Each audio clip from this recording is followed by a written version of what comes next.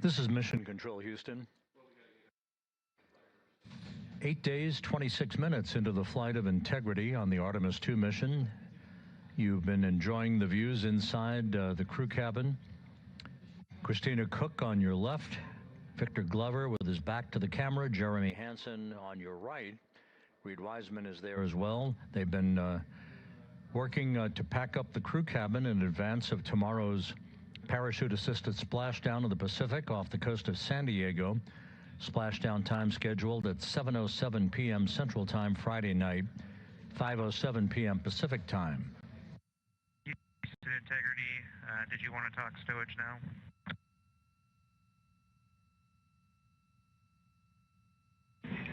We are ready. And big picture, we're just looking for what IVA called a vibe check, how the day is going and how you feel going forward.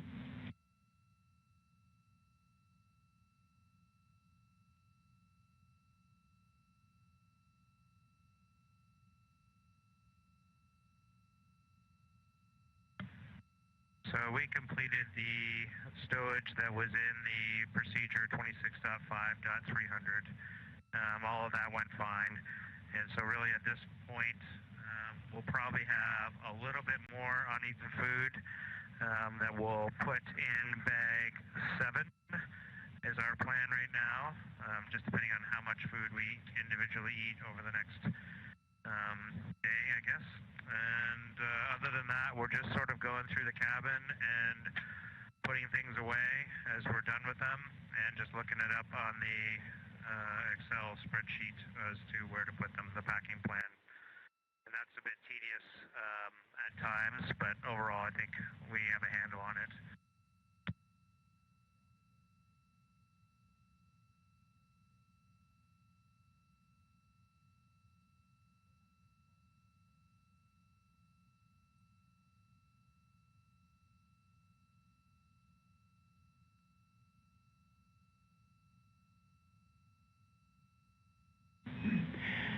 Hey, Jeremy, thanks for the status. A couple things for you.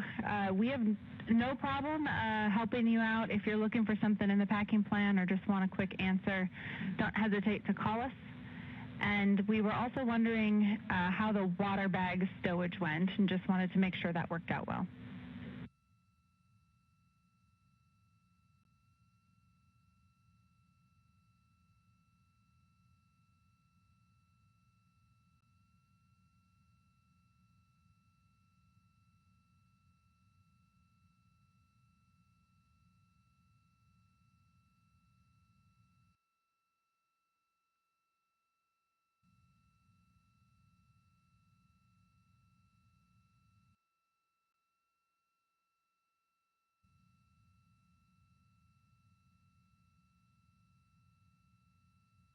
Okay, we just went around the group.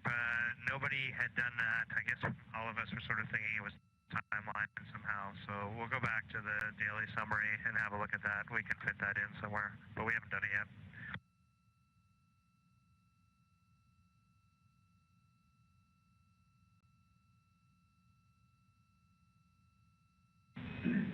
Jeremy, in the entry stowage prep activity, there is a link to the message that talks about the water bag stowage.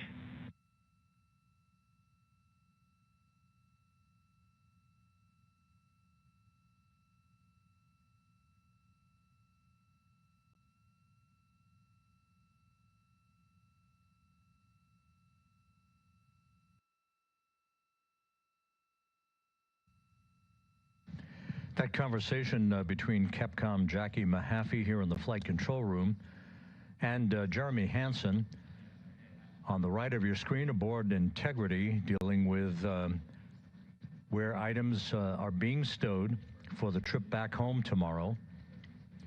We are still 1 hour away from reaching the halfway point on the trip back from the moon. The moon being the prime target for this mission and the historic lunar flyby that occurred by this crew back several days ago that carried the crew behind the far side of the moon, flying within 4,000 miles of the lunar surface before beginning the trip back to Earth. And then the other thing I have for you that just might simplify, as we take down all of the Nat Geo setup and the charging setup, is there a simple way that just all of that stuff can go in one location? So I'm talking about the USB charger, the field recorder, the GoPro Max, the Bogan arm for that, the microphone. Can all of that just go in one location, or as opposed to us having to look up where each of these items go? Plus, I'm also curious about the battery chargers for the D5s. They need to go somewhere as well.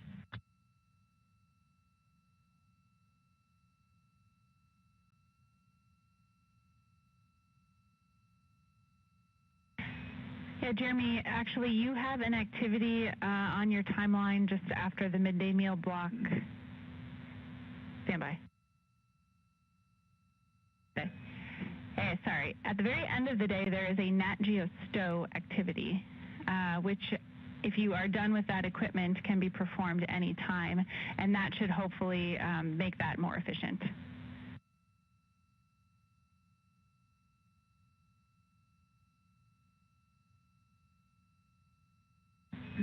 And we are checking on the battery chargers for D5 okay, questions. That's helpful. And then what about, I think we'd like to leave, I'm kind of expecting we might want to leave the USB charger up tonight. Maybe not, but if we do, where can we put that quickly in the morning, including all of its charging cables?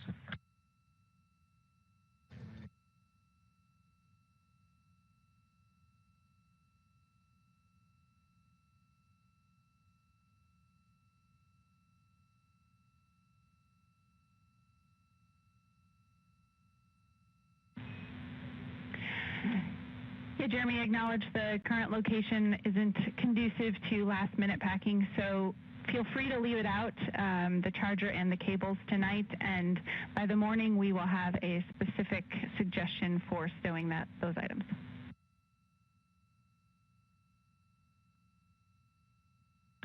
Okay, and then the PCD power cable that we are using in PUP 2, same thing for that. Probably want to leave that out tonight, make sure we get all our PCDs charged, and then put that away as soon as we wake up.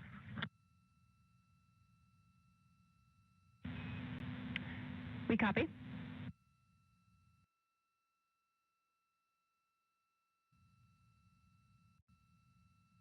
Again, ongoing discussions between Jeremy Hansen and Capcom Jackie Mahaffey here in Mission Control as the crew packs up from a cislunar camping trip. This is very much akin to what you would do after a camping trip or a holiday vacation. There was no holiday involved here. It was simply an historic flyby of the moon that occurred several days ago. Integrity, for Jeremy's final question about the battery chargers for the D5s, instructions for stowing that equipment is in a timelined activity on read at the end of the day called USB Power Strip Stow.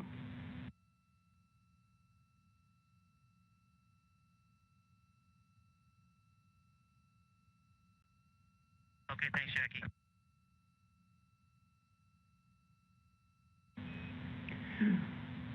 And one separate item for Christina, we have uplinked some additional files to all PCDs that she can find for her reference.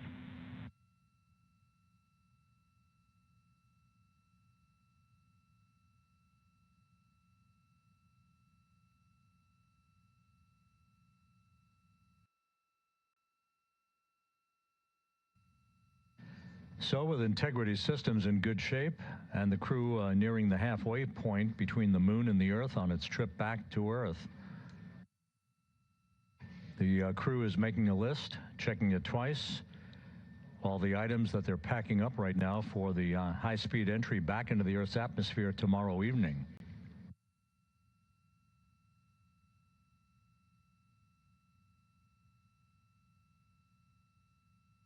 Meanwhile, we're about 40 minutes away from a public affairs event where members of Congress will have an opportunity to talk to the crew, ask them a few questions.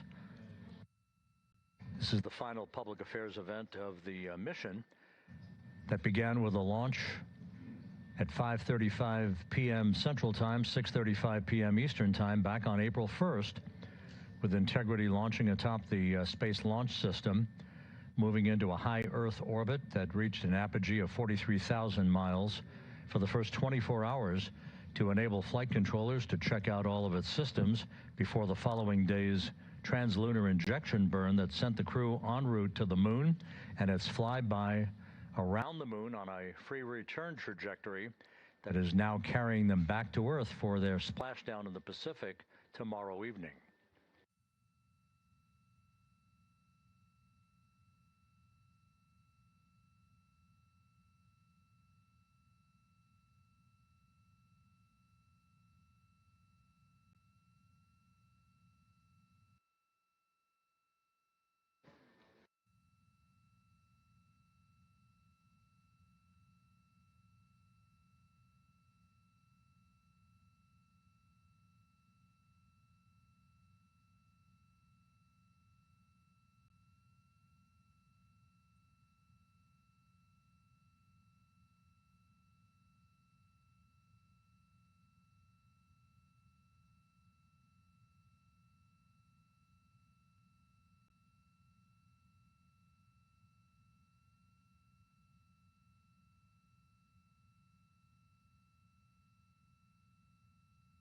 Less than an hour away from the midway point between the Earth and the Moon, there is the destination for Integrity's astronauts, the home planet of Earth.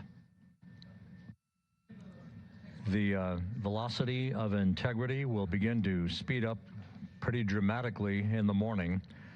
In the final hours of this mission, the crew will be awakened on Friday morning at 10:35 a.m. Central Time, 11:35 a.m. Eastern Time. We'll move into the final configuration of their crew cabin for entry.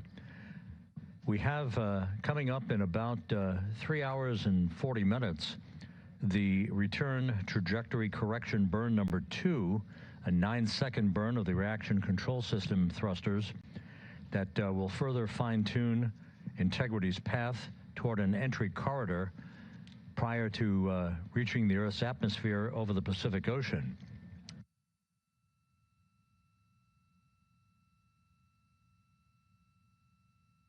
There is a final RTC-3 burn, a return trajectory correction number 3 burn, at 1:53 p.m. Central Time on Friday afternoon. That will be a few hours before we get into the critical events that will lead towards splashdown.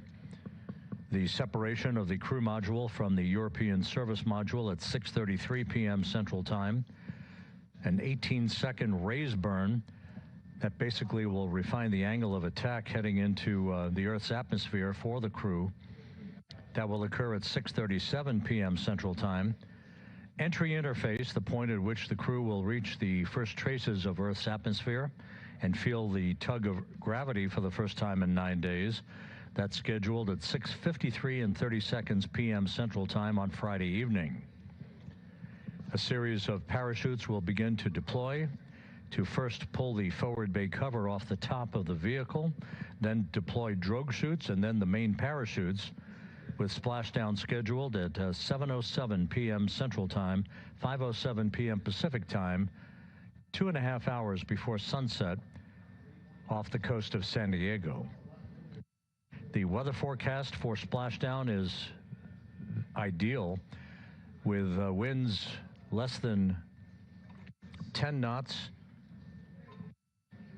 and wave heights very, very gentle. Almost ideal conditions for the return of these 4 crew members.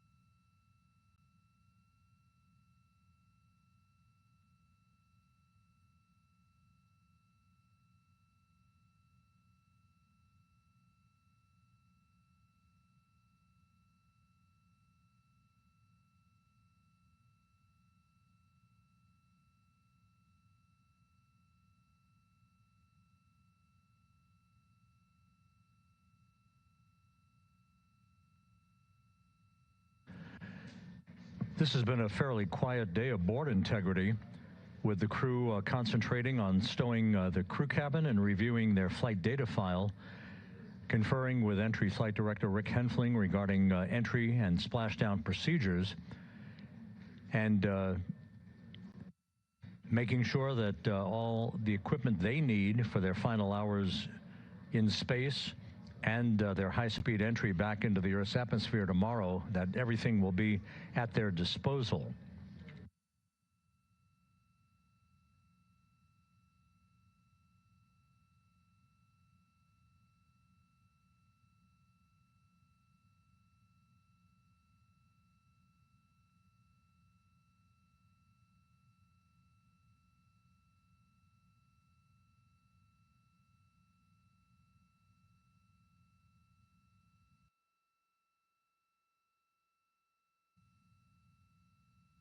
Once again, we're about 30 minutes out from our final public affairs event of this mission, a conversation between members of Congress and the crew of Board Integrity as we approach the halfway mark of their trip home back to Earth from the moon.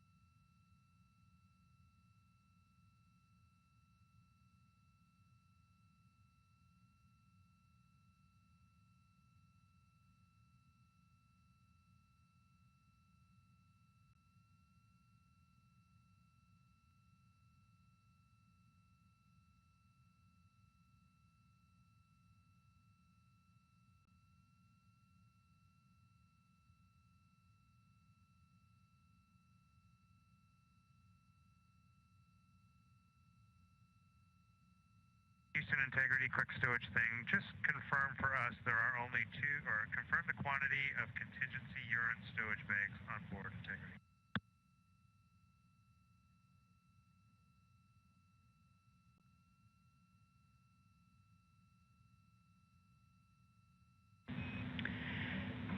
Jeremy, there are 3 total. You used 1 for potable water on the first day. We think you've used 1 for urine, and we think you have 1 empty.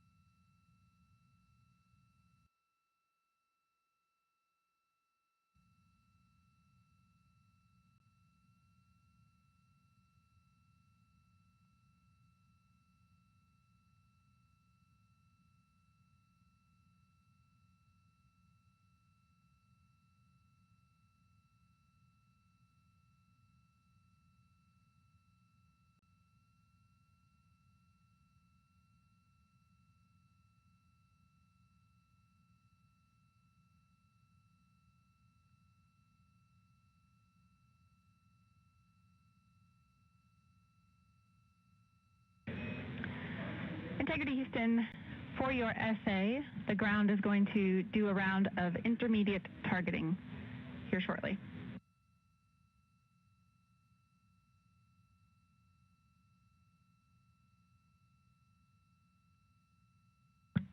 Okay, thank you for that, Jackie.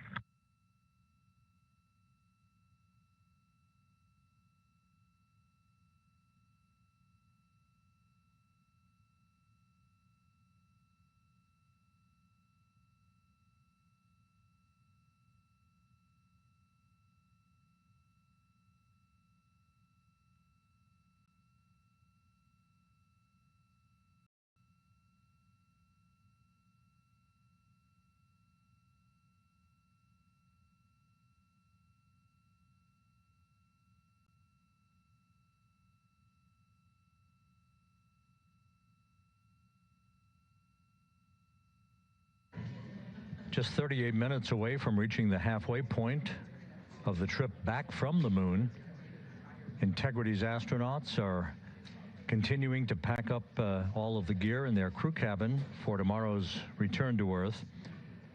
And we are about 20 minutes away from a public affairs event in which they'll have an opportunity to talk to members of Congress.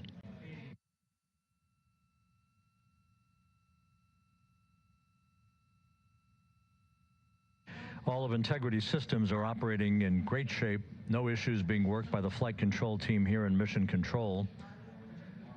The day is beginning to wind down. However, there is one more critical burn on tap for this evening. That's scheduled 3 hours and 25 minutes from now at 9:53 p.m. Central Time. That is the second in the series of 3 return trajectory correction burns, the RTC-2 burn, as it is called. This will be about a 9-second firing of the thrusters to fine-tune Integrity's path and angle of attack, simply tweaking its orientation towards an entry corridor that will take it toward its splashdown point off the coast of San Diego on Friday night.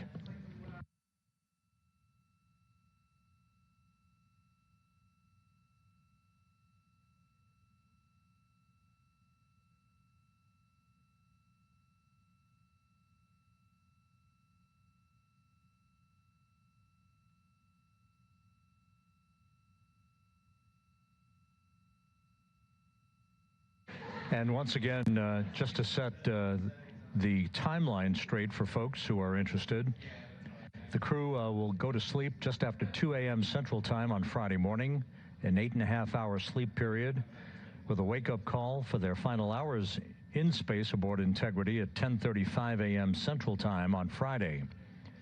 At 1:53 p.m. Central Time, the final return trajectory correction maneuver, or burn, will be conducted. One final opportunity to sweeten the trajectory of Integrity towards its entry corridor over the Pacific Ocean. We will move into a communications handover from the Deep Space Network to the Tracking and Data Relay Satellite System at 6:15 p.m. Central Time on Friday night. And a few minutes later, at 6:33 p.m. Central Time, the pyrotechnic separation of the European service module from the crew module will take place. Within 4 minutes after that, there'll be a so-called raise burn. This is an 18-second burn of Integrity's thrusters to tilt the angle of attack ever so slightly upward. The aft end of Integrity will be tilted upward, and that will complete the trajectory refinement for Integrity's path through the Earth's atmosphere. All of that designed to provide the best orientation of the vehicle in the minimization of heating on the heat shield of the vehicle.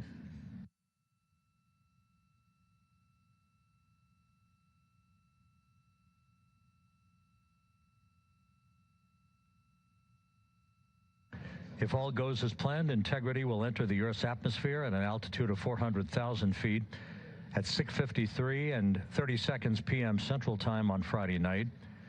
Just seconds later, we'll enter a planned 6-minute communications blackout because of the buildup of plasma around the vehicle that will block communications and data transfer from Integrity to the flight control team here in Houston.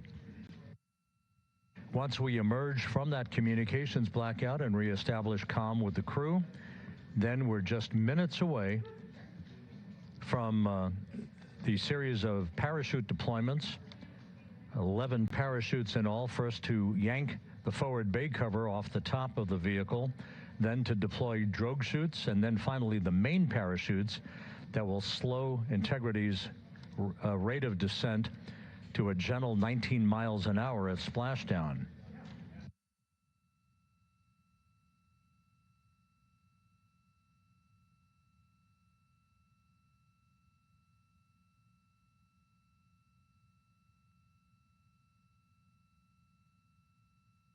As mentioned before, the highest rate of velocity, the peak velocity for the vehicle in its return back to Earth, should occur at about 6:54 p.m. Central Time tomorrow, when Integrity will be traveling. For your scene and voice checks.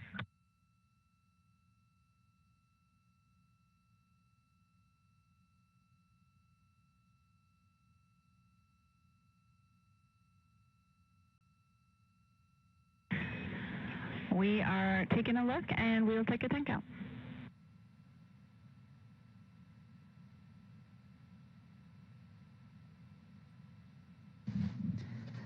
Wireless mic, 10, 9, 8, 7, 6, 5, 4, 3, 2, 1, blast off.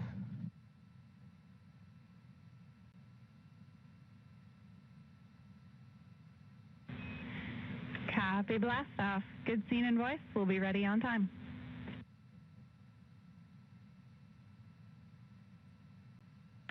Copy, thanks.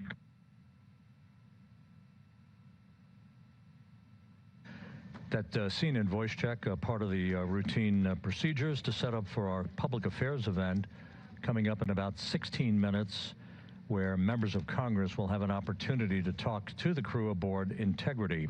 Once again, the peak velocity that Integrity will reach, according to flight dynamics, during its entry back to Earth is about 23,839 miles an hour, or Mach 32. From that point, just 13 and a half minutes later, the vehicle will have slowed from that velocity down to just 19 miles an hour at touchdown. Splashdown again scheduled for 7:07 p.m. Central, 5:07 p.m. Pacific time on Friday night. The USS John P. Murtha, the recovery ship, is on station, ready to deploy Navy divers and other recovery personnel, Navy helicopters, fast boats that will erect a life raft, basically a huge raft called a front porch, alongside the capsule after splashdown and after airbags are inflated at the top of the capsule to maintain upright orientation for Integrity. After a period of time, the hatch will be open. The Navy divers, including a Navy surgeon, will move inside the vehicle to make a preliminary health check of the crew before they are extracted one by one onto the front porch and then be hoisted onto a pair of hovering helicopters for a short flight back to the deck of the USS John Murtha and to be brought into medical bay aboard the ship for more comprehensive medical exams. In all, at the time of touchdown, or splashdown as the case may be in this flight, the total distance traveled from launch to splashdown will have spanned 694,481 miles. That includes the high Earth orbit that Integrity was launched into for the first 24 hours of the mission to provide flight controllers an opportunity to check out all of its systems. Everything in good shape on board Integrity. The stowage of the cabin in preparation for the crew's homecoming tomorrow has continued in flawless fashion. No issues being worked here in the flight control room as the Orbit 3 team, or the planning shift, comes on to begin a handover. Integrity, for that stowage for the water that we've just been working on, it says nadir. So can you just confirm you want it on the bottom underneath the other CTBs?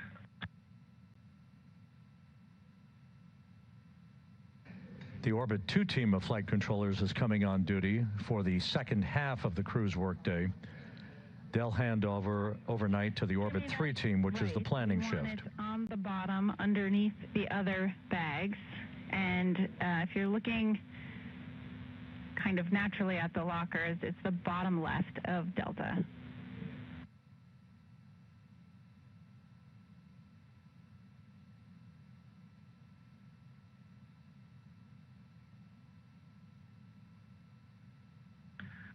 Okay. Yeah, that's how we interpret it too, so we'll do that. That's a bit more challenging, but we should be able to get it done. The other thing is we could use a location for 2 more hefty bags. We got the ones that we've used today so far, the containment bag.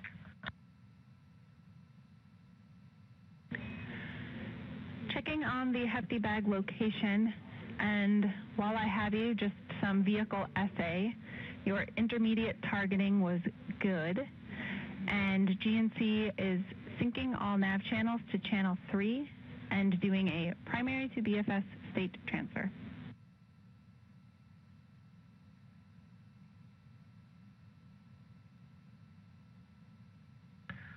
Okay, Jackie, all that tracks.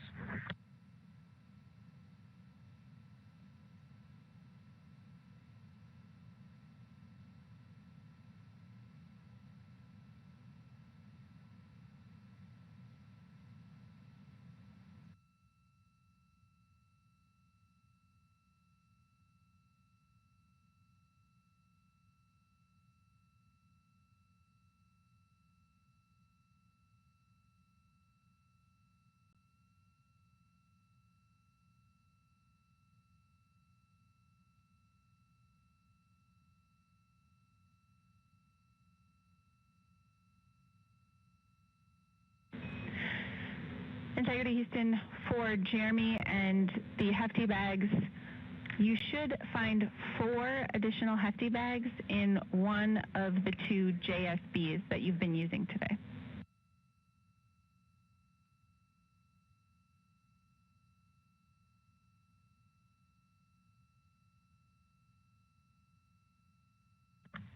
Okay, we'll have a look.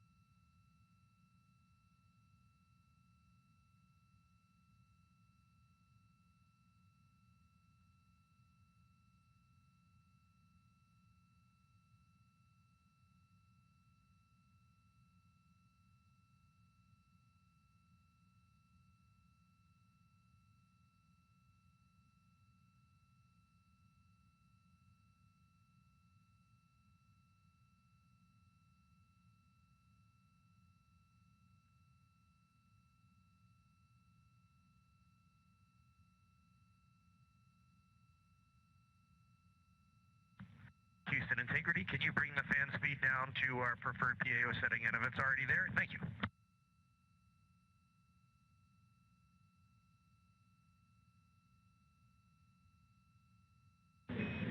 It is there.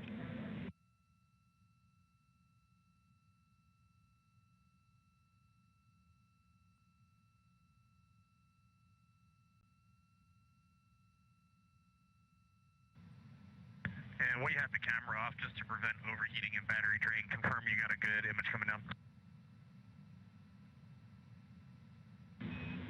We do have an image coming down.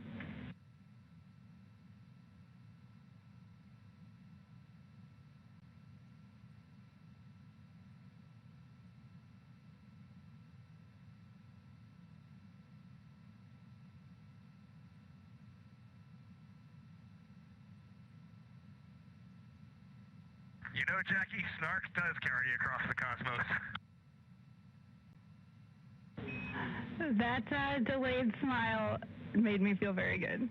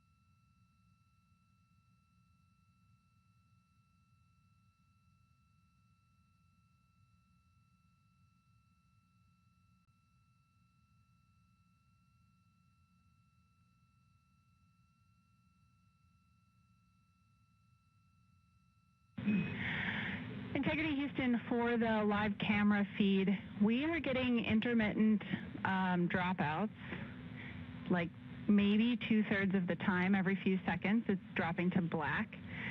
We'd like you to check the encoder settings for HD, and if those all look good, then perhaps we need a camera swap.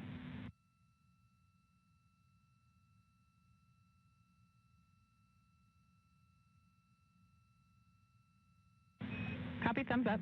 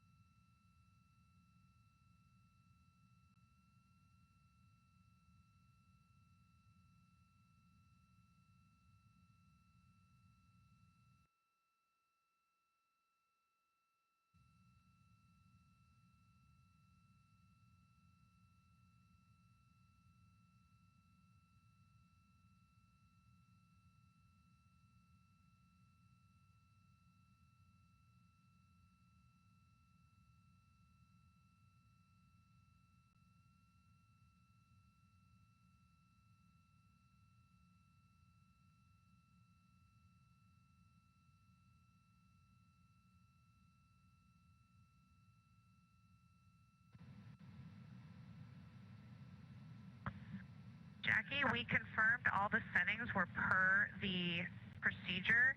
We have restarted. We stopped and restarted the stream. We're prepping another camera. Please let us know what you'd like.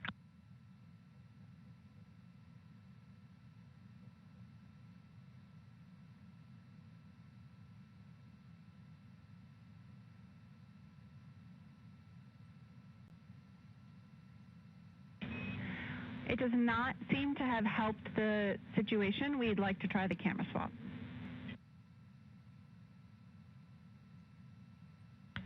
Doesn't work.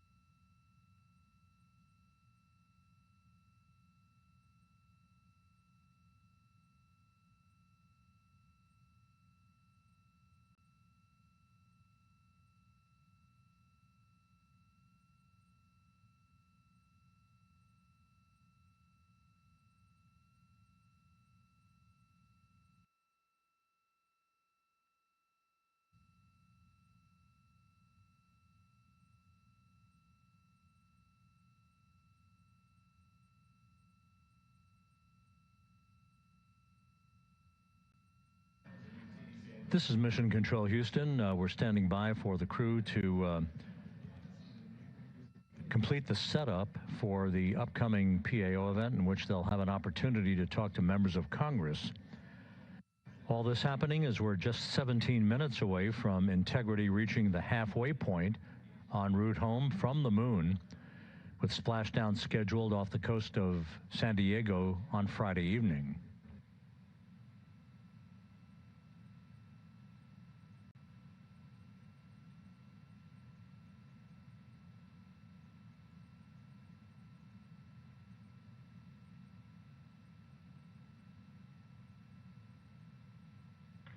Jackie, new camera in place and wired up. How's it look?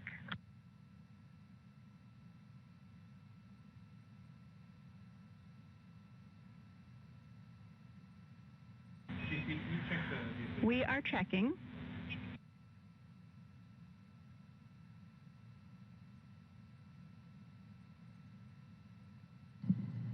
Wireless mic audio check. 3, 2, 1.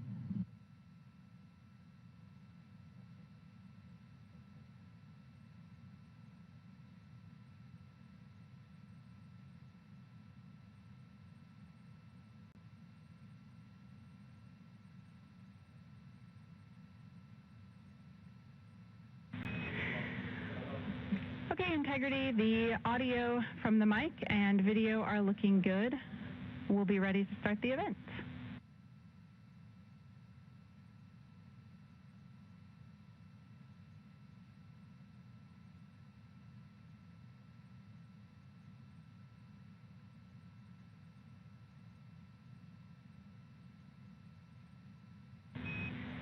Integrity, this is Houston. Are you ready for the event?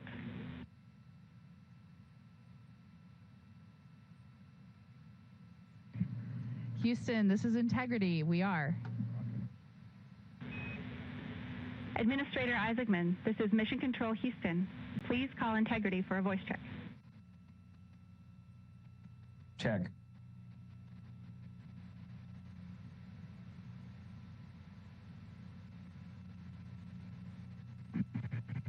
Integrity had a check, loud and clear. How do you have us?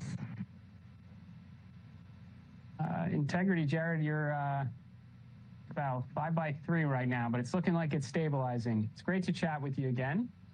And good evening, Artemis II crew, as you all approach your final day on this historic journey around the moon. The people of Earth remain inspired by your mission. They are energized by space exploration, and most importantly, they're eager to have you all home very soon.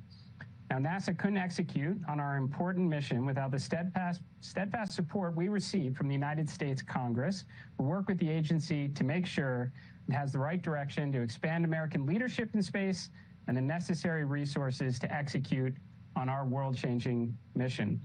Now, we have several NASA congressional supporters online today, and they have a few questions they'd like to ask you on behalf of their constituents across the country. Our first question is coming from Senator Ted Cruz of Texas, who spearheaded our One Big Beautiful Bill historic investment in America's leadership in space. The chairman is with me now at Johnson Space Center, and over to you, Mr. Chairman. Well, thank you, Jared. Integrity, this is Ted, comms check. It is, I feel very official now. I will say I feel particularly profound. This is the first and only time in my life when I've stood next to someone who is speaking on behalf of the people of Earth. That's a heck of a statement, and I know that you guys are. I can only imagine the awe and wonderment you feel, but I want to just start by saying thank you. You are inspiring. That is not hyperbole when Jared speaks about the people of Earth across the planet. People are watching you and amazed, watching you put food packets away, as we were doing just a few minutes ago, watching you float around with the floating head, and you are bringing people together all across our globe. So thank you. Thank you for your good cheer. Thank you for your eloquence. Thank you for inspiring people. I have two questions. Number one, if you could go back in time and talk to yourself at age 10, what would you tell yourself about going to the moon? And then question two, if and when they make a movie about this, who do you want to play you?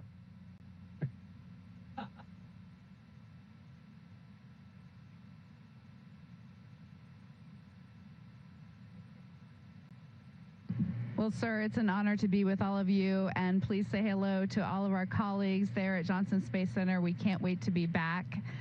My 10-year-old self, I recently found some photos of myself on a family vacation at Kennedy Space Center, and we were posing in front of the Saturn V rocket with my siblings and my parents. And if I could have told that little girl who took home a picture of Earthrise and hung it in her room that she would eventually launch from that same place to see that same view, I'm pretty sure she would not believe it. But even though I still can't believe it, and she certainly wouldn't believe it, she chased that dream, and it ended up happening. It's such an honor to hear that we've inspired. That's truly one of the top things that we ever wanted to do. And I am definitely not answering the movie question. That's going to be for Reed. Senator Cruz, it's great to talk to you, and thank you for visiting our friends and family there at the Johnson Space Center. That is fantastic. We've thought a little bit about the movie, and I think that's way out of our pay grade. So we don't know who's going to play us. That's up to whoever decides. But one thing we do know for certain is this guy is going to be played by Buzz Lightyear, 100%, no doubt. Thank you so much, Senator Cruz. Our next question comes from Senator Maria Cantwell of Washington. Hi, congratulations to NASA and the Artemis team. I want you to know I spoke to Ann McClain earlier today, and she said the 8 balls are all incredibly proud of you. This mission is a major investment in science and a testament to human achievement. The Orion thrusters were built here in the state of Washington, and I invite you all to come and see the innovation and the people that you've inspired. My question is, as Americans who've traveled the farthest and seen direct observations that are proving so invaluable, once we go back and land humans on the moon, what are we going to learn from the human eye that the moon rovers couldn't tell us?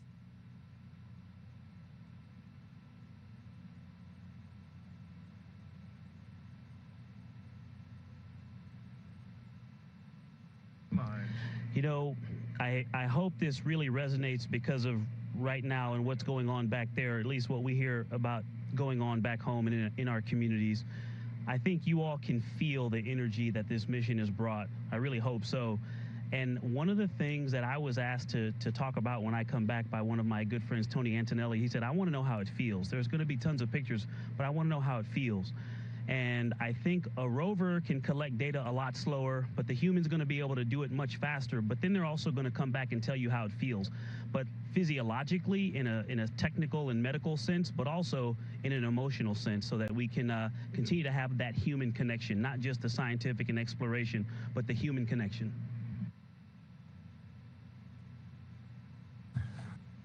Our next question comes from Senator Jerry Moran of Kansas. Good evening to all of you. On Monday, Administrator Isaacman and I visited the Cosmosphere in Hutchinson, Kansas. Commander, it's the place you told me was the best space museum in the world. I've repeated that many times. I'd like to extend an invitation to each of you to come visit us in Hutchinson and be my guest. But I also want you to tell me how you can see the Artemis II mission as well as the Cosmosphere, inspiring the next generation for the well-being of the world.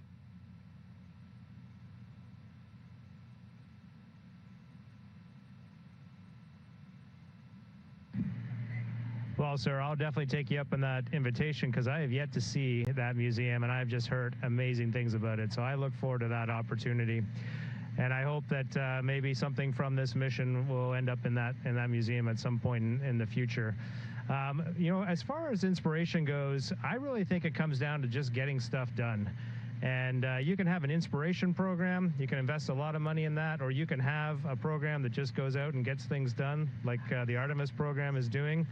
And then you can spend your inspiration program dollars on just disseminating that to the masses. And that is what I see happening here right now. I think we're knocking it out of the park. Thank you, sir. Our next question is for Reed, comes from Senator Chris Van Hollen of Maryland. Well, greetings to all of you.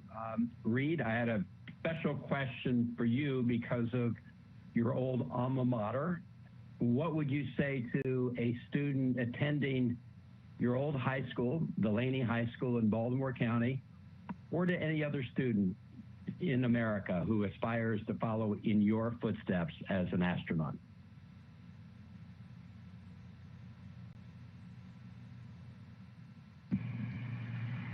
Well, Senator, it's great to talk to you. It's great to talk to you, especially from my home state of Maryland there. Lots of love. And I mean, this could be a huge answer, but most simply, I think that the students of today, they've got to be willing to fail. They've got to be willing to take some risk in their school. Straight A's, that might be important to some, but really expanding your horizons, going out and doing things that are difficult, things that scare you, things that you might have to try a few times before you get them right.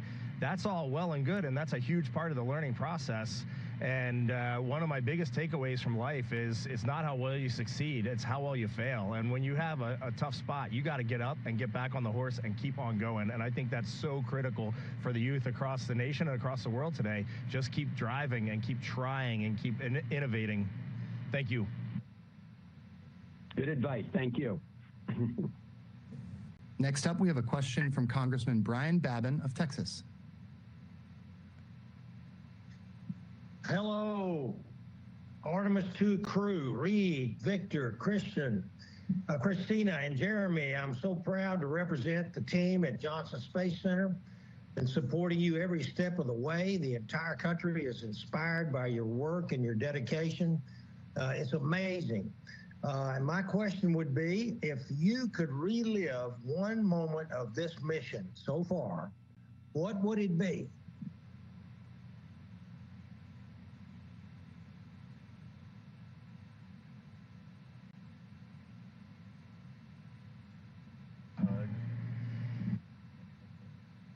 Wow, we are all brainstorming, and it would be a lot easier if you had said a list of 5, but I'm actually going to go way back because the big contenders are the eclipsed moon, which was one of the most surreal things any of us have ever seen, and it literally rendered us speechless. But I'm going to go all the way back to launch, because when we launched, it is such a quick experience. Our entire powered flight on the rocket was shorter than what we've done in this press conference so far. Yet it is such an incredible, important part of the mission, a dynamic phase in the mission. We train it so much. And if I could go back and replay it in slow motion to just imprint those memories even more, I would do it in a heartbeat. Outstanding. Thank you. Our next question comes from...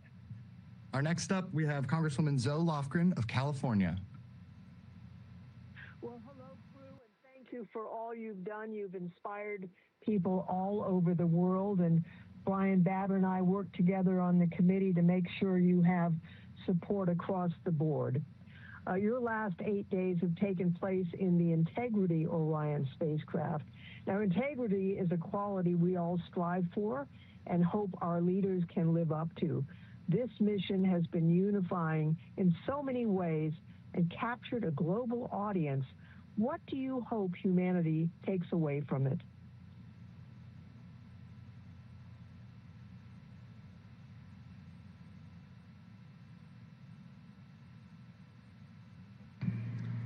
Thank you for that question, and hello to everyone in California.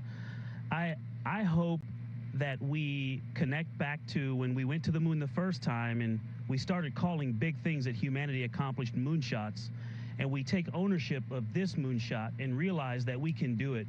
And then we also think about the future and that this is just the beginning, and that there's nothing that we can't accomplish when we pull all of our differences together, not in spite of them, but when we pull them together and we work on something big for the good of everyone.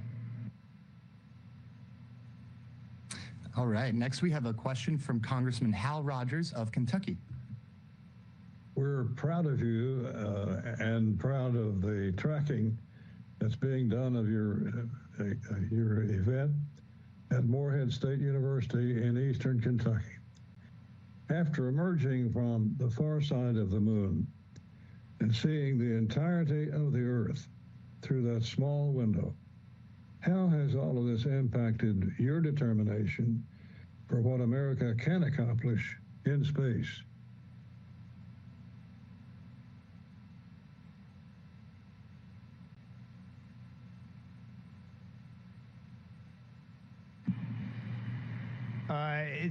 It reminds you, first, just being, right now we're 106,000 miles away from planet Earth still, and we'll be home tomorrow. Part of this is just scale. It is unbelievable to think that we could build a international team led by the United States of America and set our sights out on a sustained presence on the moon and onto Mars, and then we can go and achieve it. And I know we did this in Apollo, and it was absolutely amazing, but I will tell you, having been there, the 4 of us having been there just now, this is nothing short of a miracle. It is incredible that we can go out and do this, that we can play with gravity, that we can target around the moon, that we can send 4 humans in a spaceship 250,000 miles from home and bring them back. There is nothing this nation cannot do when it has a vision. It just has the capability to go out and get anything done we want to get done. All right, next up we have Congresswoman Grace Meng of New York. Hello to our crew. This is Grace Meng from Queens, New York. Thank you to the administrator, and thank you to our trailblazing crew. My question is, thank you for taking the time to speak with us. Our entire country has been following your journey with pride, and we're incredibly grateful for your service. You've spent years in simulators at Johnson Space Center that recreated every vibration, system failure, cockpit light with high accuracy. And most of you have even been to the International Space Station. Now that you're almost home, what is the one thing that has surprised you about this mission that your training and prior space experience did not or could not prepare you for? And we can't wait to welcome you back to Earth. Thank you again.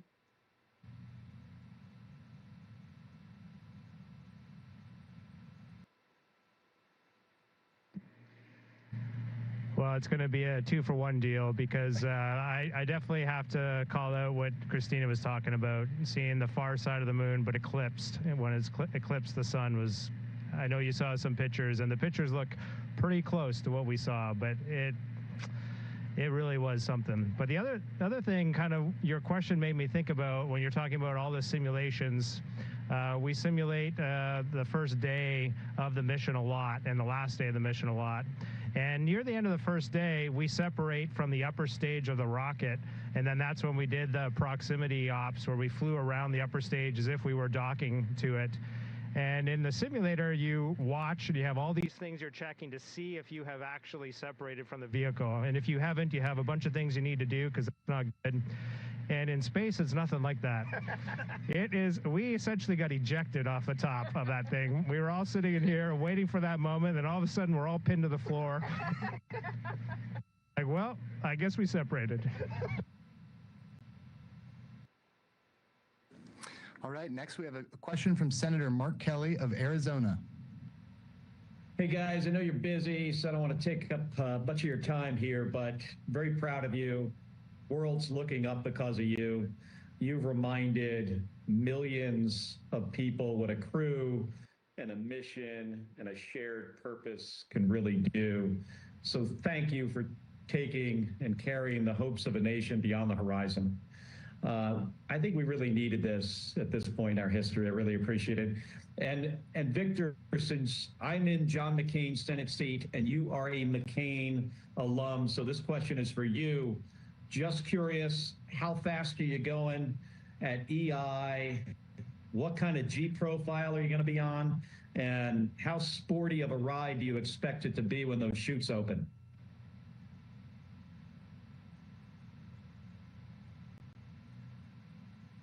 Oh, Mark, thank you. It's great to hear from you. Thank you for your continued leadership and support and friendship.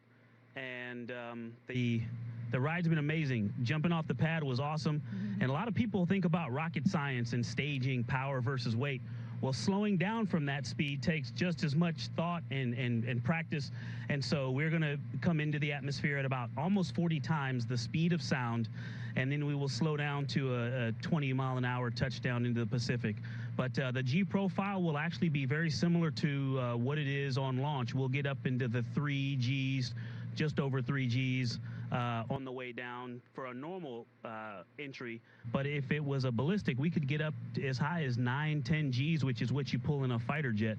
But we could be doing that for several minutes, for 8 or 9 minutes. And so the G profile is going to be pretty sporty.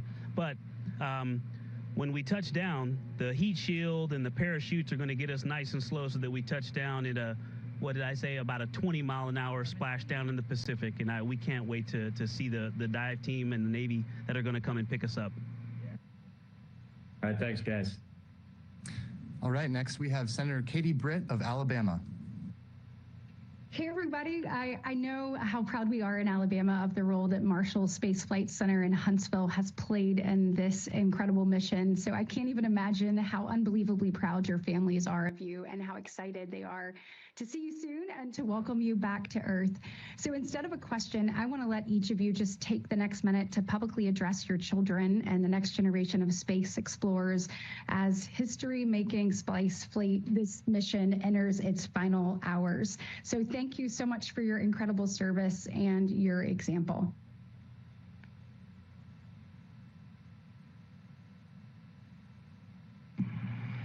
Thank you very much for this question. We are in a maneuver right now, so I hope we don't lose the signal briefly, but we just heard the thrusters firing on the service module to reorient us. We have a return trajectory correction burn number 2 coming up in just a little while.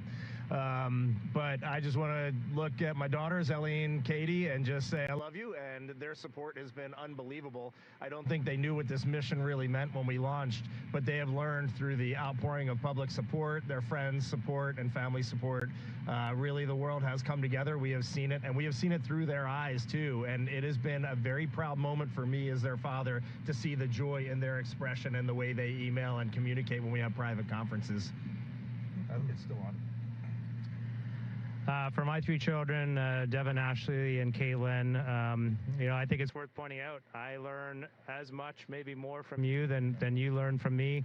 But the one thing I'd remind you, and I think is worth reminding ourselves and other youth, is that all you have to do on any given day is just get up and do your best and try to find joy in your day and try to contribute in a meaningful and positive way. And that's it. And I think we as humans, we put too much pressure on ourselves looking for perfection. And if you look at what we're doing out here, it is far from perfection, but we are getting it done. Wait, that's us. The view.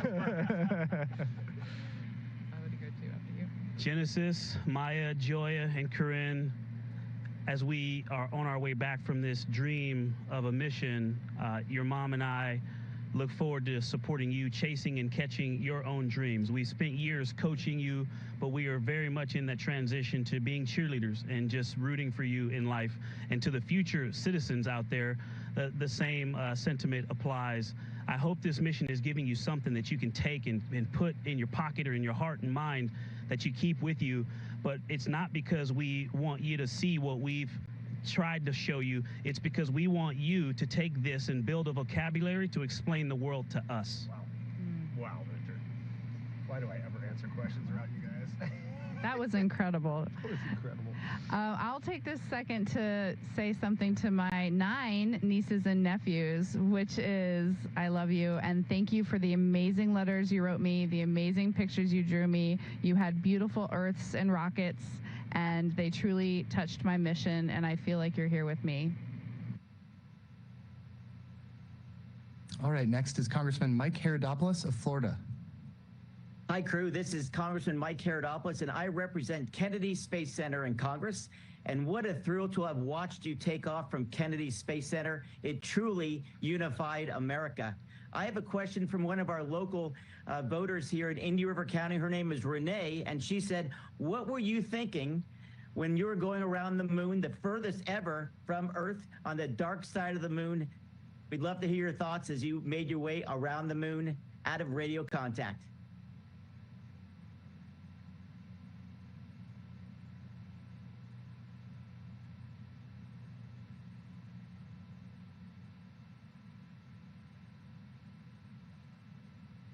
So during the time of the nearest approach to the moon, we were doing so much science. I took a brief moment to say a short prayer of gratitude for being sent on this mission and trusted with, bringing back scientifically relevant information. And I also just felt like I was hoping that people looked up and were watching to see when we came back into communication, and that maybe there was a chance that folks would feel a sense of togetherness. We have a moment of silence whenever something solemn and that requires reverence or someone that we love has passed away, but maybe we could call it a moment of togetherness. As we were in radio silence, I was really hoping that we could just have a sense. You heard the word togetherness a lot from our crew, and really was hoping that while we were waiting to get back in contact, that people could just feel that sense of togetherness, that we were all a crew on Spaceship Earth.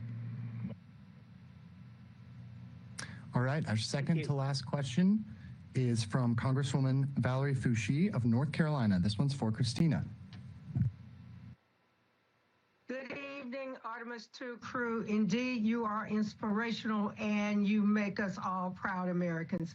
I'm proud to represent the North Carolina School of Science and Mathematics in Durham, North Carolina, where Dr. Cook attended high school. With Dr. Cook becoming the first woman and Captain Glover, the first person of color to travel this into space, what message do all of you have for the next generation of explorers who may be seeing themselves in this mission for the first time?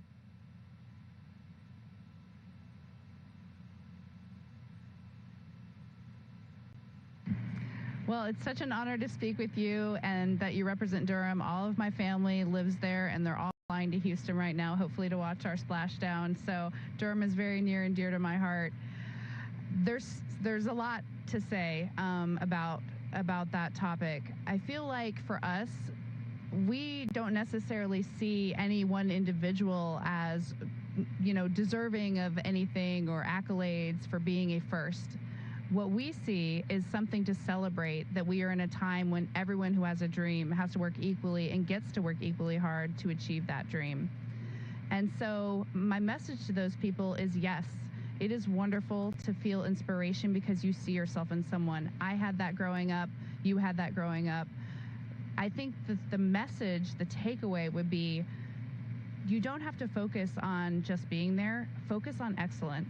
Focus on being the best that you can be in any team, in any mission, contributing to any endeavor, and that will get you not only the fulfillment and meaning of your life, but you'll contribute the most to the world. Dude. All right, and we have time for one final question. We'll send it over to Senator Ashley Moody of Florida.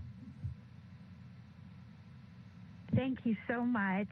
And I know we started with Senator Cruz from Texas, and I love that we're ending with Florida Senator. It's such an honor where you launched. I was there for the launch of Artemis II. It was so exciting. Florida's been the beating heart of American space exploration for over 60 years. What would you say to the kids from Florida who were there that day watching the launch, really kids from Pensacola to Miami, who may want to follow in your footsteps one day as astronauts, or maybe work for NASA, or even in the space industry? What would you say to them?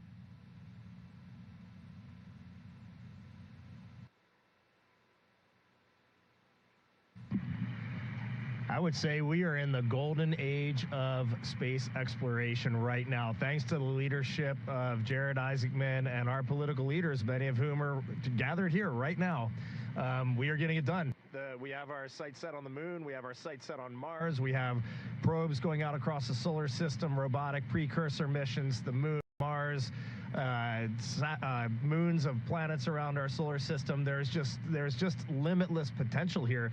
But I also want to just not single out people who are interested in spaceflight. I would say anything that you find a passion in, when it sparks your interest, there is no right answer for every human. It's in your soul.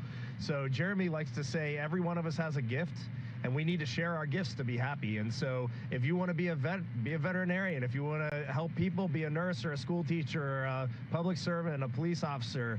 There are so many things out there. And when you find that fire in your soul and you know what you're to do, just lean all in and go for it. And if some of you end up going and walking on Mars, the four of us, myself, Victor, Christina, and Jeremy, we will be in the front row cheering you on loud and clear.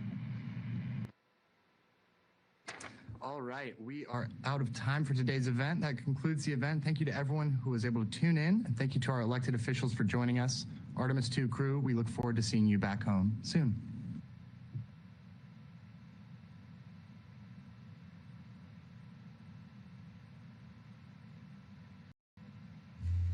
Integrity, this is Houston ACR. That concludes the event. Thank you.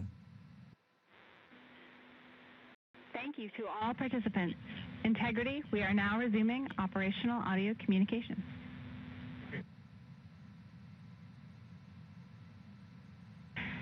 And Integrity, just over 10 minutes ago, as you were having that event, you passed the halfway home mark.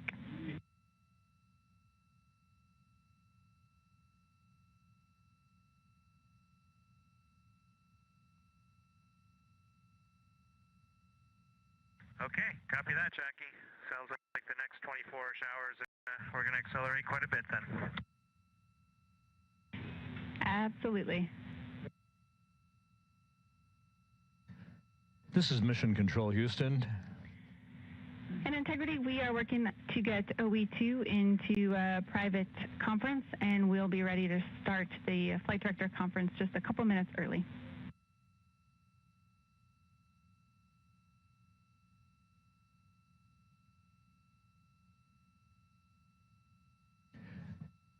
Again, this is Mission Control Houston at a mission elapsed time of 8 days, 1 hour, 45 minutes into the flight of integrity on the Artemis II mission. We just wrapped up that final public affairs event where members of Congress had an opportunity to talk to the crew members on board. Commander Reed Wiseman, pilot Victor Glover, and mission specialists Christina Cook and Jeremy Hansen. About 15 minutes ago, they passed the halfway mark on the flight home from the moon and their lunar flyby of Earth's closest celestial neighbor.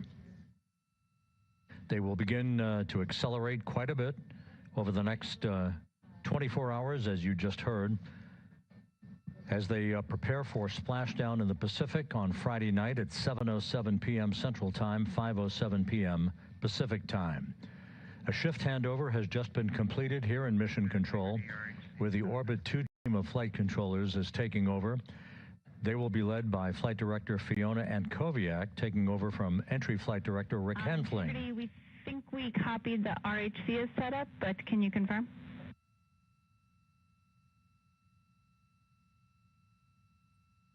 That's affirmative. The RHC is set up. We copy, and OE2 is privatized for the conference.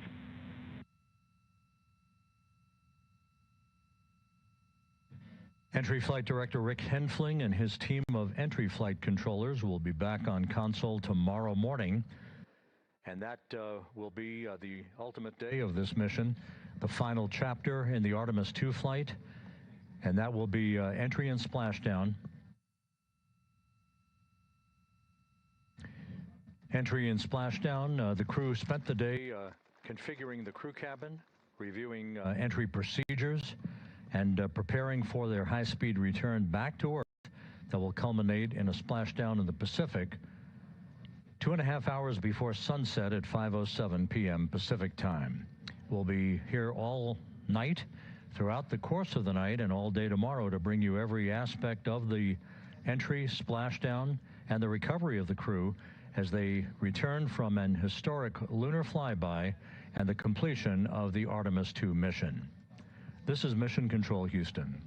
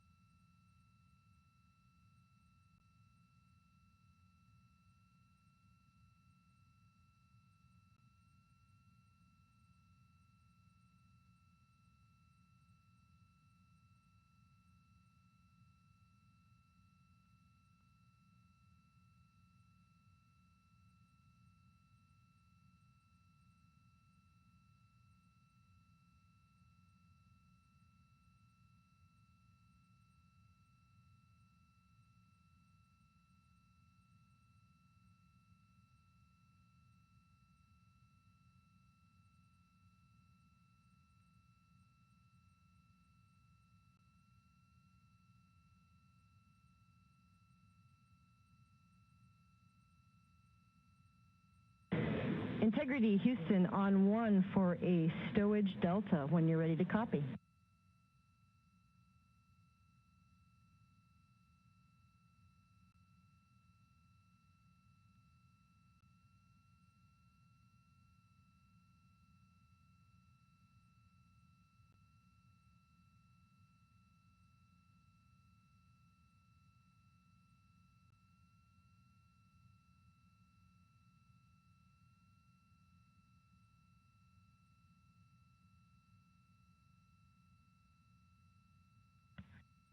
Go ahead, Houston. Hey, good afternoon, Jeremy. I wanted to give you a stowage delta, something that you can tonight. So in terms of making room for the USB power strip stowage tomorrow, we'd like you to move some items from the Foxtrot large CTB. The two items are, Foxtrot 1 large CTB. Those two items are going to be the portable speakers and then a Ziploc with 4 AGA batteries. And you'll be moving that from Foxtrot 1 large to Locker Echo bag 10. How copy?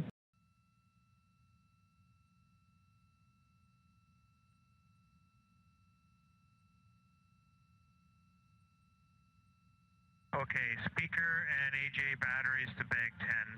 And I suspect I'll need a new AGA battery for tomorrow, so maybe I'll just leave one out.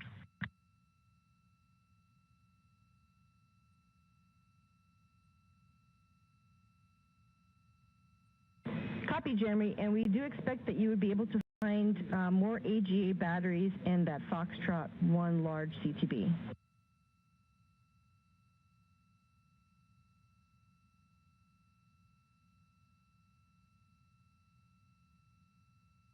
Okay, I guess I misunderstood you. I thought it was taking all the AGA batteries out of Fox 1 and putting them in bag 10. Negative, Jeremy. There should be a Ziploc with just 4 AGA batteries, and that's what you're moving to bag 10.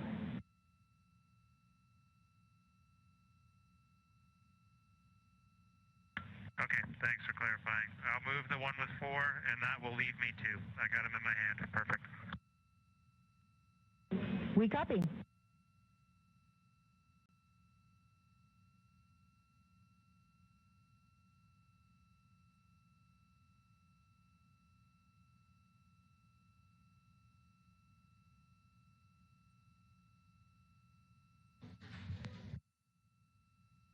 Good evening from Mission Control Houston inside the Artemis Flight Control Room. I'm Anna Schneider with NASA Communications, and the Orbit 2 team of flight controllers has recently come on console and completed their handover with the Orbit 1 team, who for today was the entry team of flight directors.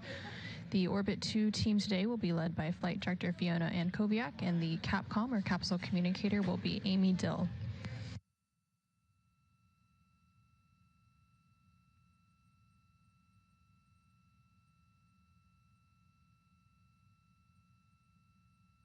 You recently heard.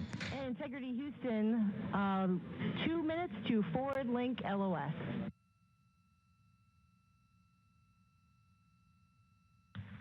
Okay, copy that, 2 minutes. If you have time before then, and this is not important, but we'll store the D&E locker nets. If you tell me where they're going, I'll put them away. And just FYI, we never use the DE locker nets. You just don't need them up here.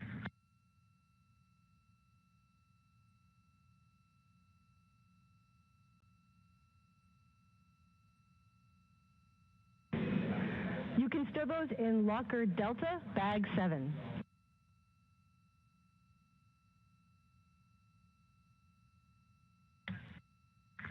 Okay, bag 7.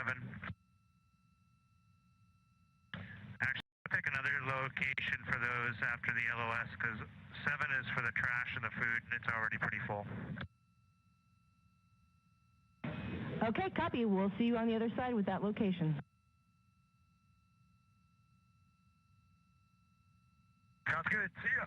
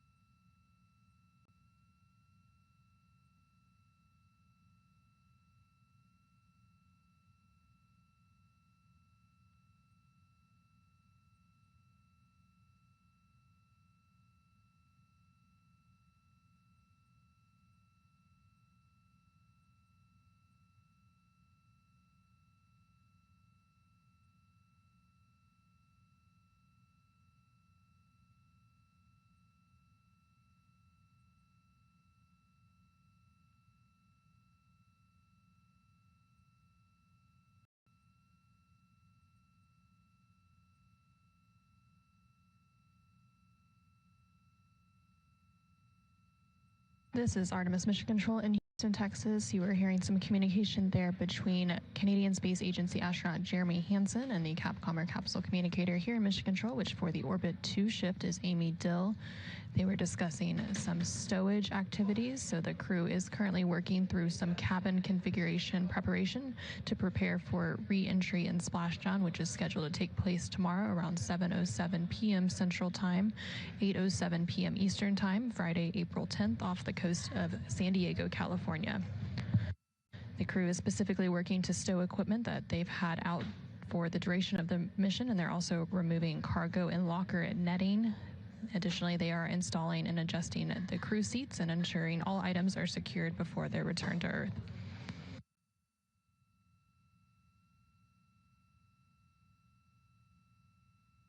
You also heard that we were entering a forward link LOS. That is a forward link loss of signal, which means that the crew can communicate down here to Mission Control, but the teams here at Mission Control will be unable to communicate back during that loss of signal.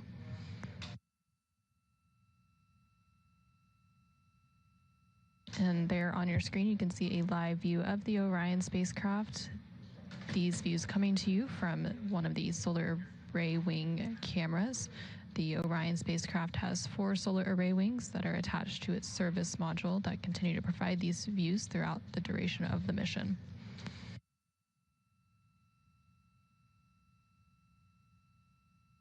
Coming up in about 2 hours and 13 minutes, we do expect to have the second return trajectory correction burn, or RTC2 burn. This will be a short burn to further fine-tune the Orion spacecraft's trajectory as it continues on its journey to Earth and prepare it for that re-entry and splashdown tomorrow on Friday, April 10th.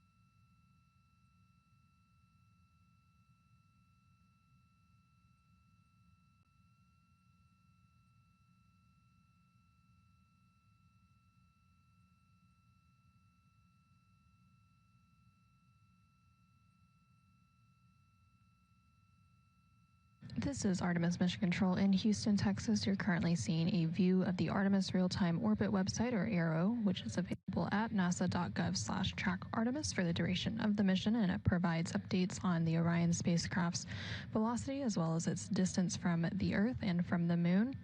Of course, now that Orion and its crew are on the return leg of their journey, the distance from the Earth will continue to close in. Right now, they are about 120,000 miles away from Earth and about 149,000 miles away from the Moon.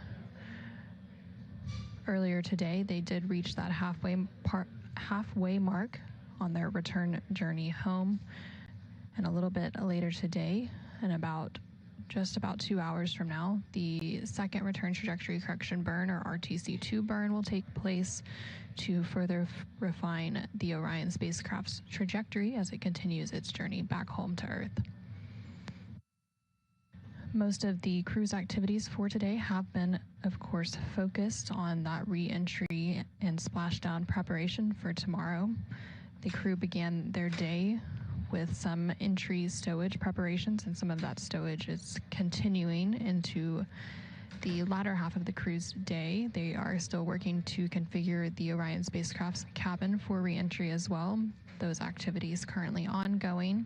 Earlier in the day, the crew also had the opportunity to study their entry preparation materials, and they had a private conference with the entry flight director here in Mission Control Houston, which is NASA Flight Director Rick Hinfling for entry. During that private conference, they had the opportunity to discuss those entry preparation materials that they were previously studying, and they also went over the latest weather briefings and their entry pad, which had been recently updated. Following that, they went ahead and did some preliminary targeting for the upcoming return trajectory correction burn before moving into their midday meal. And then shortly after that midday meal, they went ahead and completed their final public affairs downlink event for the mission, which was held with members of Congress. And then after that, they had another private conference with the flight director here in Mission Control Houston before moving into that cabin configuration activity, which they are still working through. During this cabin configuration, the crew is working to stow various equipment that they've had out and using during the mission, and they're also removing some of the cargo and locker netting and installing and adjusting their crew seats to ensure that everything is secured before their return to Earth tomorrow, April 10th. Shortly after this cabin configuration is complete, the crew will begin preparing for that upcoming return trajectory correction burn, that RTC-2 burn. That burn is scheduled to take place in about an hour and 58 minutes from now. And then following that burn, the crew will have a few small activities to close out their day. And they will also continue any additional stowage that wasn't completed prior to that burn. The crew will, of course, close out their day with their daily private medical conference with the medical teams here on the ground, as well as another final private flight director conference before heading into pre-sleep. Pre-sleep is the opportunity where they can eat dinner, and they can also complete any hygiene activities ahead of their sleep period.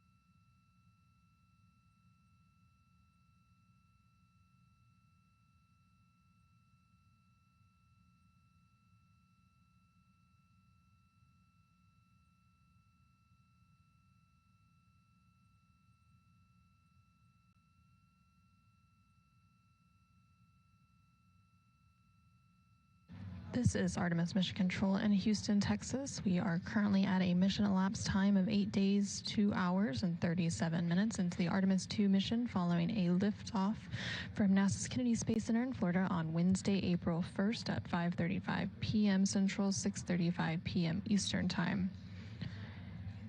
The crew is currently continuing to work through some cabin configuration activities in preparation for re-entry, which will take place tomorrow, April 10th.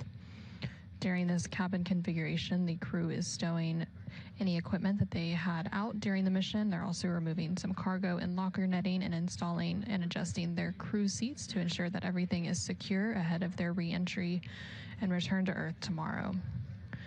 Right now, we are currently in a loss of signal, and we do expect to regain that in about 19 minutes from now. Again, this was a planned and known loss of signal as we transition between satellites in the deep space network.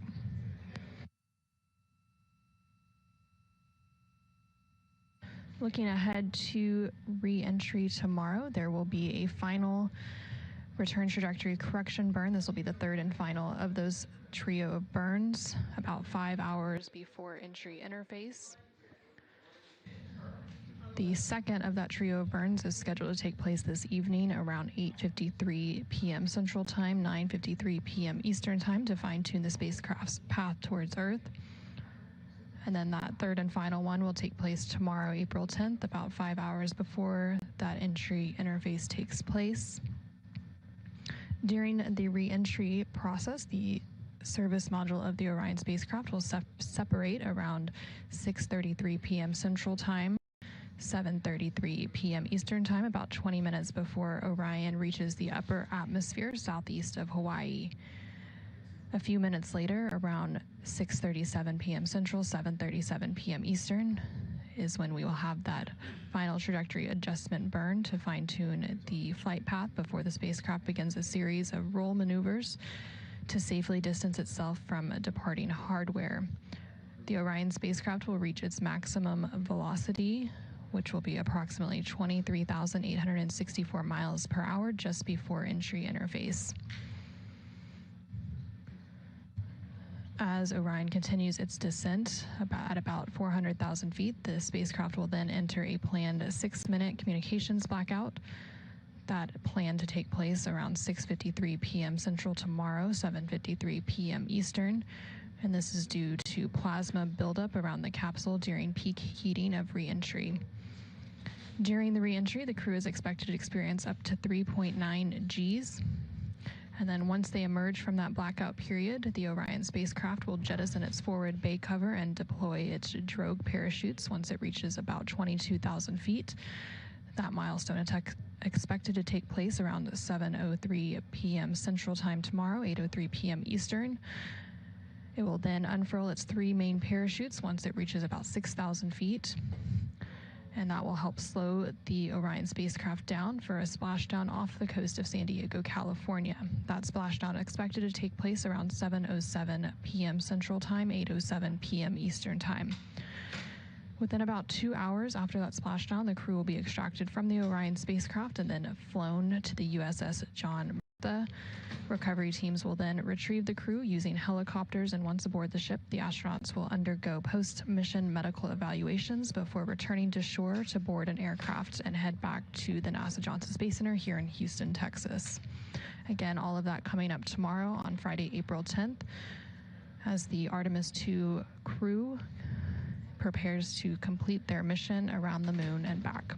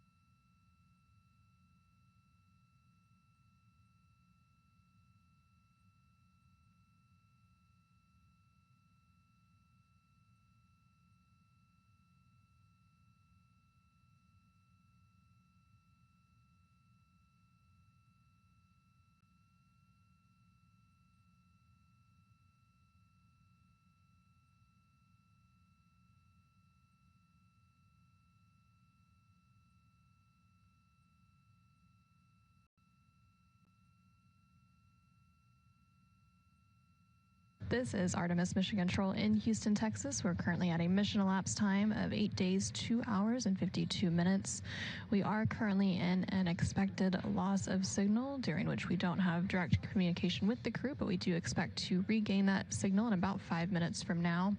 Coming up in about 1 hour and 25 minutes, we do expect the second of a trio of 3 return trajectory correction burns to take place.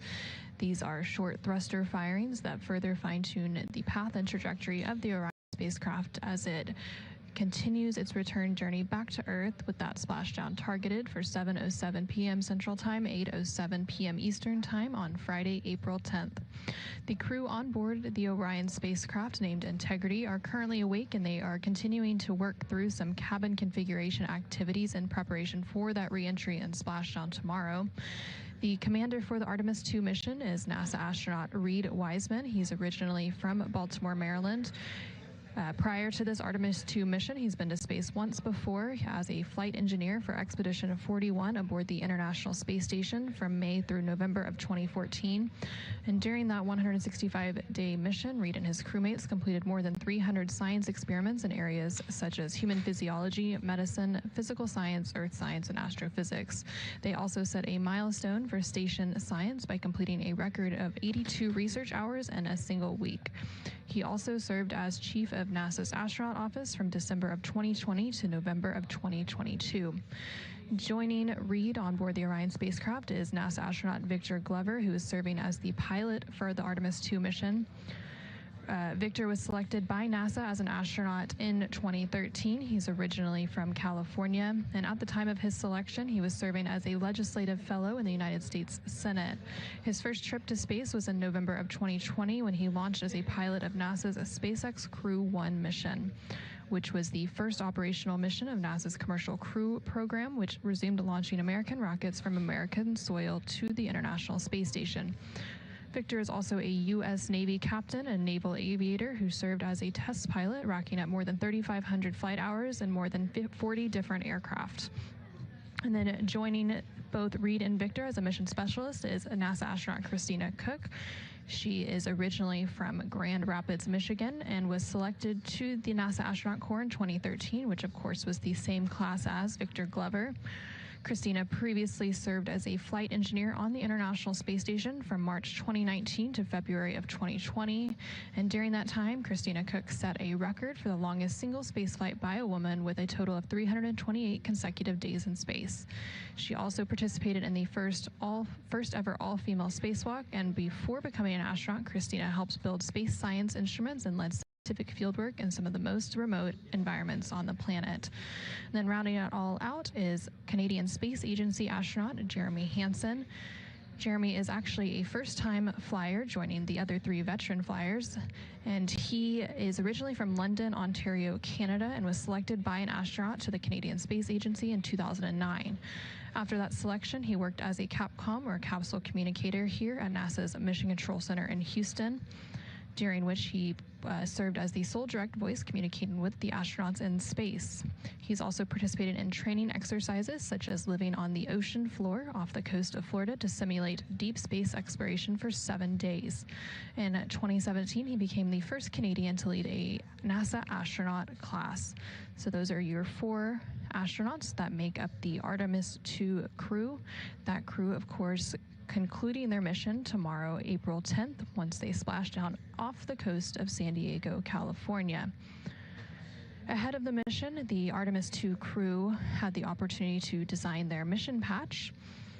And that patch, which you can see there on your screen, designates the mission as A2, which also looks like the word all, which signifies not only the second major flight of the Artemis campaign, but also an endeavor of discovery that seeks to explore for all and by all. Framed in Apollo 8's famous Earthrise photo, the scene of the Earth and the Moon represents the dual nature of human spaceflight, both equally compelling. The Moon represents our exploration destination, focused on discovery of the unknown, and the Earth represents home, focused on the perspective we gain when we look back at our shared planet and learn what it means to be uniquely human. The orbit around Earth highlights the ongoing exploration missions that have enabled Artemis to set sights on a long-term presence on the Moon and soon onto Mars. And that view there on your screen is the Artemis Real-Time Orbit website, or ARO, which is available at nasa.gov/track-Artemis. And it provides a visualization, especially when we don't have those live views coming from the Orion spacecraft itself. It provides that visualization of the Orion spacecraft and its velocity, as well as its distance from the Earth and from the Moon. So right now, the Orion spacecraft and its crew are about 117,000 miles from Earth, and that distance continues to close in as they target that splashdown off the coast of California tomorrow, April 10th at approximately 7:07 p.m. Central Time, 8:07 p.m. Eastern Time.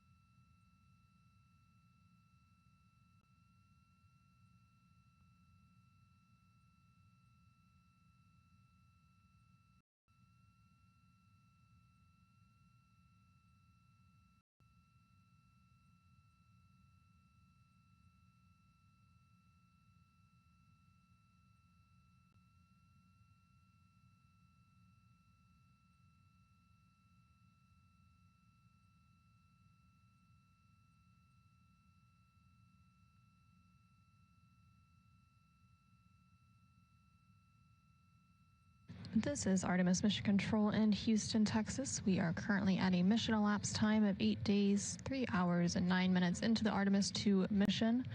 We are currently in a forward link loss of signal, or LOS, which means we are unable to communicate up to the crew right now, but if the crew chooses, they can communicate down to mission control. We are just unable to respond. We do expect to regain that forward link or reacquire that signal in about 30 minutes from now. A few minutes after that signal is reacquired, we do expect the final burn targeting to take place for the upcoming return trajectory correction burn, or RTC-2. That burn is scheduled to take place in 1 hour and 7 minutes from now, and it will be a short burn to further fine-tune the trajectory of the Orion spacecraft as it continues to make its way back home to Earth. Throughout the mission, the Orion spacecraft has been connected to what is known as the Deep Space Network, which helps provide the astronaut voice, images, video, and vital mission data that has to traverse thousands of miles. And let's take a moment to learn more about the communications during the mission. NASA's Artemis II will send 4 astronauts around the moon, preparing humanity for a long-term lunar presence and future journeys to Mars. Enabling communication and navigation for this test flight are NASA's Near Space Network and Deep Space Network. With antennas around the world and a fleet of relay satellites, the networks will deliver vital data to and from Earth through all phases of the mission. The networks are seamlessly integrated at NASA's Johnson Space Center in Houston, Texas, where Mission Control coordinates the network handovers. These transfers represent a delicate dance between the two networks, exchanging support as the mission shoots toward the moon. On the launch pad and during their early orbit phases, NASA's Orion spacecraft and Space Launch System rocket will rely on communications and tracking services from the Near Space Network. After its translunar injection burn, the Deep Space Network's global array of antennas will serve as Orion's primary communication support during lunar orbit. As the mission journeys farther into space and away from Earth, signal strength weakens and bandwidth is conserved for crew communications. The astronauts will have a near constant connection to Earth, ensuring their safety on a journey farther into space than ever before. We say near constant because as Orion goes behind the moon, a planned loss in communications will occur. The Deep Space Network will be standing by to reacquire the signal as Orion reappears. The Artemis II mission also provides an opportunity to test new capabilities. Using laser links, NASA will periodically transmit Orion data to showcase the benefits laser communications could have for future human spaceflight missions. The data from Orion, sent by radio signals or laser links, is massive. The mission is gathering images, data, and video, while also generating details about mission health and crew voice files. All of that data gets processed here on Earth, where systems compress it for efficiency. In the future, we'll upgrade these systems on Earth so that image and video clarity improve with each moon mission. With the Artemis II test flight, we're evaluating the communications infrastructure that will help carry us into the future as we explore the moon and journey forward to Mars.